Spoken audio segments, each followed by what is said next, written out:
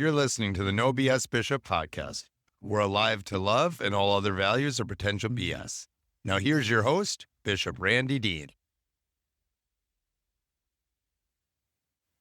Greetings and salutations, all you beautiful people. Welcome to the No BS Bishop. I'm alive to love. I believe all lesser values than love devolve into BS, which for the purposes of this broadcast and podcast is bait and switch. I've had enough of bait and switch in relationships and life and politics and religion, philosophy, you name it. I'm done. I want love alone to be the credible value and virtue of my life. So stay tuned today. I'm going to talk to you about something I hope will stick with you. 3 realities of love that will change your life. 3 realities of love that will change your life. We'll get to that in just a few moments. But if you've been here before, you know we do a few things here to get us rolling. If you've never been here before, tune in. Watch me now. I'm going to lead you in a 25-minute practice of maintaining and sustaining and learning about love. And we're going to start in just a few moments with the Lord's Prayer. Shortly after that, I'll lead you in love's creed. Okay? So let's start now. And the wisdom of Jesus and the wisdom of God is so beautifully wrapped up in the Lord's Prayer.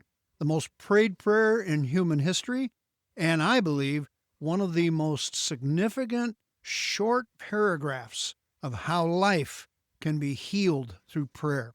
So if you know it, join me. If you don't know it, listen in, tune in with me, and let's together say the words that Jesus taught us to pray when he said, "Our Father, who art in heaven, hallowed be thy name. Thy kingdom come, thy will be done on earth as it is in heaven. Give us this day our daily bread, and forgive us our trespasses, as we forgive those who trespass against us. And lead us not into temptation, but deliver us from evil. For thine is the kingdom, and the power, and the glory forever. Amen." What a powerful, contemplative filter for life and a connection with God and yourself, spiritually speaking. Now I'd like to lead you in love's creed. Again, if you've been here before, you've heard this multiple times, but if you've never been here before, I wrote this about a decade ago as a New Year's resolution, but it's come to be this beautiful object I hold in my hand and more importantly, hold in my heart. Love's creed, a means by which I can keep a sustained filter in my mind and heart. And I'm going to read it to you in total. Then I'll go back and I'll ask you to repeat after me, like a bride and groom at a wedding altar. Okay? Listen to it in total to start with. Here we go. I'm alive to love. I'm not on this earth for hate. I'm alive for love. I'm not breathing, eating and sleeping to regain energy for causing pain. I am alive with plans, dreams, and designs locked into anything and everything that is love. I am unavailable for anything less than love. Okay? Now, let's go back through it. I'll give you a short verse of it. You repeat after me. I think it's important to hear yourself say something you aspire to or that you want to embrace in life. Okay? Here you go. Repeat after me. I'm alive to love. I am not on this earth for hate. I'm alive for love. I'm not breathing, eating and sleeping to regain energy for causing pain. I am alive with plans, dreams, and designs, locked into anything and everything that is love. I am unavailable for anything less than love. There you have it. Love's Creed. If you want a copy, send me an email, randydeanministries@gmail.com, and be happy to send that to you free of charge. No bait and switch. No no hooks on the end of the fishing pole. I just simply want to get this in as many hands as possible.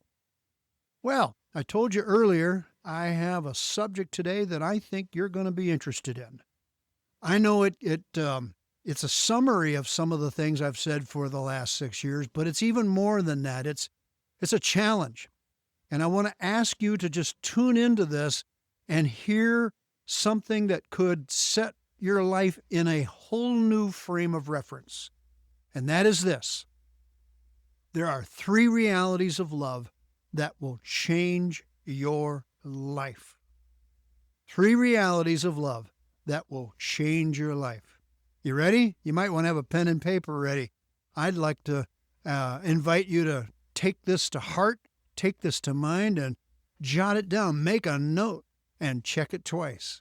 All right, 3 realities of love that'll change your life. And first is, you will see the world with new eyes. I don't know of another time in my 72 years of living that I have known of a time when I've needed to see the world with new eyes, and I've looked around me at people who are also in great need of seeing the world with new eyes. Our eyes are blurred, and our vision has gotten worse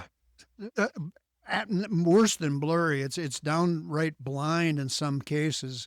When we look around at the people of our world, we've divided the world up into the us versus them, and love is on the outside looking in when we live on that level. I want to invite you to live on the inside of life and love and see the world with new eyes. Change the world. How? Change your vision. Wash your eyes. You'll wash the world. There's no person alive, there's no circumstance alive that love cannot give you a different vision if love is taken to the deepest place of your heart. You will see the world with new eyes. The second reality of love that will change your life is you will deepen your thoughts and grow more wise. Oh my! Now, I'm entertaining myself with my own words. You will deepen your thoughts and grow more wise. Knowledge is widespread. Wisdom, not so much. Knowledge is fine, and I'm all in favor of knowledge. I'm a knowledge hound. I love to read. I love to research. I spend a lot of time looking up articles on Google and research and things that I know nothing about because I want to grow in knowledge. But it's one thing to have a knowing of something, but it's another thing to have the practice of that knowledge into something we all call wisdom.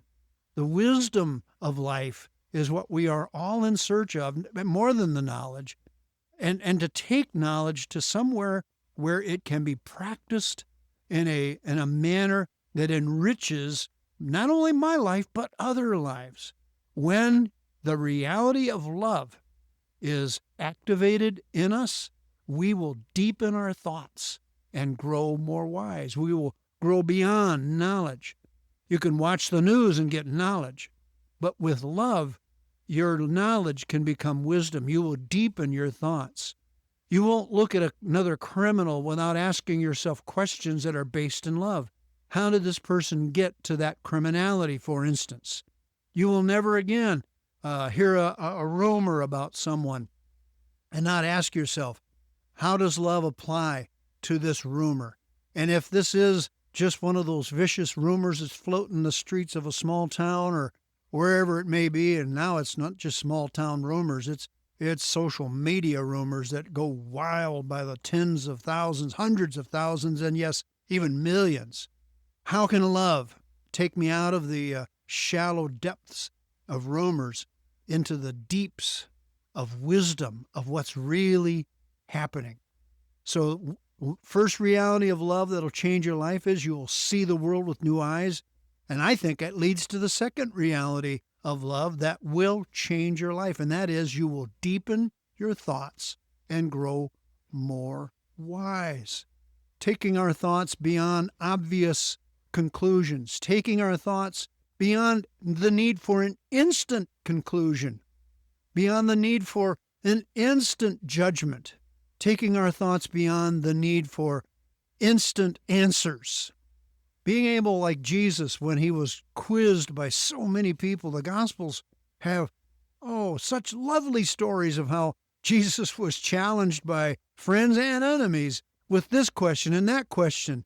And I see in Jesus a wisdom of looking at the person beyond the surface of the question or the challenge and being able to see how there's something going on here that isn't obvious. And love took Jesus into a deeper place where his thoughts were growing more and more wise. In fact, the Bible does say of Jesus that he grew in wisdom and stature and in favor with God and with people. Yeah, Jesus, Son of God, God in the flesh, had to grow toward wisdom and stature and favor. How much more me, how much more you are in need of growing in wisdom and stature, in favor with people. But it's going to take love. Love will take you there. Love will get you there. Now, number 3, the third reality of love that will change your life is this. Now, I'm going to spend probably a little more time on this than I did the first 2, even though this third one is a result of the first 2. The third reality of love that will change your life is you will let go of failures, foibles, and the fickleness of people. I love having that kind of preacher lilt to failures, foibles, fickleness. I have 3 points here today: failures, foibles, and fickleness. It's a way to remember something, but it's also more than just an entertaining way of putting words and alliteration together. But it's a way of calling us to attention with a little different lilt of the vocabulary. Failures, foibles, and fickleness of people. Aren't you glad you have no failures? Aren't you glad you have no foibles? Aren't you glad you're not fickle? I'm trapping you. I'm trapping you to understand that we all have failures, we all have foibles, and we all are fickle. And love will challenge, first of all, our own failures, foibles, and fickleness so that we can let go of the failures, foibles, and fickleness of people. Running our life by staging some kind of internal judicial setting, a court inside of our mind and heart, where in my generation it was Perry Mason, where you spend an hour getting all the facts, and Perry Mason was such a great defender, and he would be able to get to the courtroom scene, and at the end of the courtroom scene, Perry Mason would catch a witness in some kind of foible or fickleness or some kind of failure. Perry Mason had this way of circling around that real guilty person so that he, the defense attorney, could get that innocent person off of the hook of their being charged with a crime.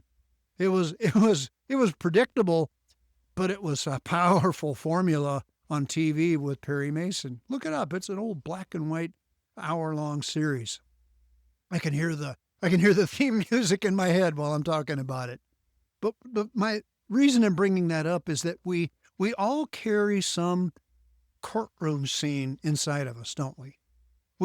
Now, we may not have some judge sitting on a high bench, and we may not have a prosecuting attorney and a defense attorney, but we do have these courtroom scenes where we seem trapped in judging people for how they've failed. Judging people's failures can be pretty easy, and it becomes a sport internally. And what we do is we realize by judging people in their failures, we realize that, hey, they're more failed than I am. And it gives us this false sense of relief. Look at them. They're a bigger failure than me. One thing I've learned in life, is that the only failures I have any responsibility to deal with are my own. And then if I have dealt with my failures, I am empowered to assist others when they fail, not so much in their failures, but when I've dealt with my own failures, I'm free to help others when they are trapped by their failures as much as I've been trapped by mine. Failures, foibles. A foible's an odd thing in a person's life. Certain tics and habits and verbal patterns. I'm listening to myself right now when after I record this, I go back and I'll listen to it. And I'm at the point in my life where I don't like listening to myself. I've spoken my whole life from the time I was a baby, but I'm talking about speaking to audiences or groups or as I am now on a podcast or radio show. I've done a lot of speaking, and I hear my voice and I think, oh, Randy, your foibles are annoying. My idiosyncrasies, my habits, my verbal lilts, the things that I say and how I say them. In fact, as I'm recording this, I can see on the recorder, the computer, how the recording has the lilts and the bounces of my voice. My foibles are right there in front of my eyes. But when we love, when we have real love, it'll change our life because we'll let go of failures and foibles. When people are odd, and they are, and the reason I know that is because I'm odd and you're odd, we're all odd, all God's children are odd on some level. We let go of their foibles because we realize that everybody's living their own story at some level. They're living out of habits that they're not even aware of. They're living out of things that have shaped their way of thinking and way of walking and way of talking. When you watch people on some healthy level, as we call it, people watching, you recognize no two people walk the same. No two people have a conversation the same way. Some people use their hands and flail around, and other people just tuck their hands in their pocket when they talk. We all have our foibles. And I'm here to tell you that love will change your life because you will let go of foibles. You'll let go of personality tics. You'll stop giving it the space, as we can say in some cases, giving him free rent in your mind as you ponder the foibles of other people. They became who they are as they've lived what they've lived. And so have you, and so have I. And we've developed our foibles along the way. When we have the reality of love in our life, it will change our life because we'll let go of failures, foibles, and fickleness. Yeah. People are fickle, right? All those people out there, they're fickle. They say one thing and do another. They promise tomorrow and they never deliver. They're fickle because they say, well, I'll never leave you. I'll never betray you. And then they leave us and betray us. People are fickle. You know, that's the truth about all of us. Now, some of that fickleness is bad. I mean, in the sense that people intend to be fickle. They intend not to keep their word. They intend to say one thing and do another. That's what I call BS, bait and switch. But see, I believe the solution to BS is love. When love is the anchor of who I am, the anchor of how I think, the anchor, the foundation of my commitments to the world around me, when love anchors me, I am rid of those intentional fickle comments, those fickle commitments that I really don't intend to follow up on. But love rescues me. Now, am I going to become completely fickle free?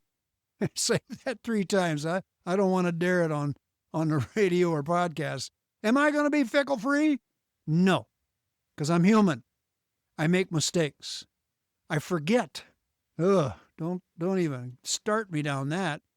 I say one thing, but then I realize later, oh no, I can't do that. My calendar is too full, or I made a commitment I can't keep because I'm simply not able to finish that project. That you fill in the blank. You know what I mean. We're all fickle at some level, not intentionally. I just talked about the intentional stuff that fickleness can be made of. But when we're saying one thing and doing another, that can be read as fickle. But love comes along, and love compels me to own my own fickle nature, to own my own truth and say to someone, somewhere, somehow, hey, guess what? I told you I would do ABC. Well, guess what? I can't do A, B, but I can do C, and I apologize. Or you might say, hey, I promised ABC. I can't even do A, much less B and C. You get what I'm saying. When we have love for others, we recognize that we've set people in motion to believe what we've said. And if we're fickle, and then we discover our own fickle nature, then we realize, hey, that's how other people are too. Some of them are BSers. I get it. And we all have to learn how to deal with the BSers in our life. But how about dealing with the potential of the BSer in the mirror, the bait and switcher that you are and that I am? How we've said one thing and regretted later? Well, love's reality will change my life by teaching me to deal with my own fickle nature, and then look at others and realize they're in the same place. They may be doing it intentionally, but more often than not, they're just like me. And love will let go of failures, foibles, and the fickleness of people. You want to join me in that? It will really lighten your load in life. It'll really pick your step up day by day by day when you realize love can take me to that kind of living. Love can lift me above the judgmentalism or the Perry Mason courtroom scenes that we carry on in our hearts, where we're going to trap the guilty person. How about letting love set me free first, and then look at others and realize they need the same freedom, even if they've done evil things. I'm going to leave the evil person in the hands of a righteous and loving and good God who manages that better than me. Way more all-encompassing than I could ever imagine. All right, so here again, review, right? Get that pen ready if you want to write this down. 3 realities of love that will change your life. Number 1, you will see the world with new eyes. We all need that. Number 2, you will deepen your thoughts and grow more wise. Wisdom is something that I've longed for and hungered for my whole life. And the number 3 reality of love that will change your life is we will let go of failures, foibles, and the fickleness of people. Because when we love, we see ourselves first and we recognize, that's me. I've failed. I've got foibles, and I have been a fickle soul. I remember in junior high one time, some girl said, "You're so fickle." And I had to go find out what that even meant. I thought it just rhymes with pickle, and I'm not that either. So, all right, I divert. Okay, there's my foible. You just caught me in a foible. All right, let's close this episode of No BS Bishop podcast and radio broadcast. And let's learn how, through love, to breathe well. On the count of 3, I want you to take the deepest breath you can and hold it down against your belly and your diaphragm. 1, 2, 3. Inhale. Hold it. And exhale. That simple exercise will calm your nerves, settle your mind, and lower your blood pressure, and give you a chance to just be rather than do in all the hurry and hustle and bustle of life. Well, I like to tell you when I close this time that one of the biggest mistakes we make is that we think we have more time. Be present. Be kind. Love more. Love now. Mother Teresa said, "Go into the world today and love the people you meet. Let your presence light new light in the hearts of others." Now, I'm not Mother Teresa. I'm sure you figured that out. I'm just Randy. I'm Bishop Randy Dean. And I want to challenge you to join me. And let's do something beautiful in an ugly world. Ugly is getting done to death. It's heartbreaking, isn't it? It's time for people of love to rise and shine with the beauty of love. And I don't mean large, giant, life-saving things. It could be. But I mean the simple acts of kindness that love generates in us, through us. That we show people what love looks like with a smile. We show people what love looks like with a hug, with eye contact, and learning how to say, yeah, here we go, the three most magical, charmed, and holy words in the human language. You know what they are? These are magic. These words are holy. These are charmed words. And they'll startle people. People will look at you like, what? Wait, what did you just say? I love you. Say it like that in that kind of cadence. It's hard. I get it. I run into that myself, and I'm the one encouraging you to do it. I love you. People will feel instantly awkward. They'll even feel just a little bit off-put, like, wait, what do you mean? or they'll suddenly realize, oh, I needed that. Or they'll suddenly realize, wow, in this rough and tumble world, that person just gave me a good deep breath emotionally. But when we give life that kind of commitment to look life in the eyes, to look someone else in the eyes, and say those words with the idea that this is charming, it's magical, and it certainly is holy. I love you. I wish I could see you right now because I want to say to you listening, I love you. All right, I got to get moving along here. We're done with our time today. I'm so glad you gave me a half an hour of your life and time.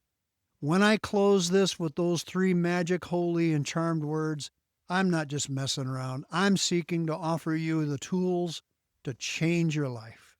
Now, I'm Bishop Randy Dean. I'm the No BS Bishop. I'm alive to love because I believe all lesser values than love devolve into BS. How about we live above bait and switch?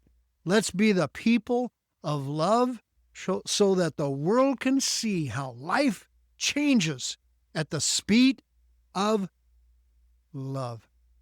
Happy trails, y'all, and God bless you.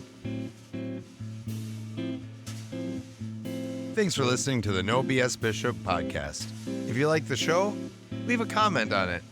Or, even better, share it with your friends. And we'll see you on the next one.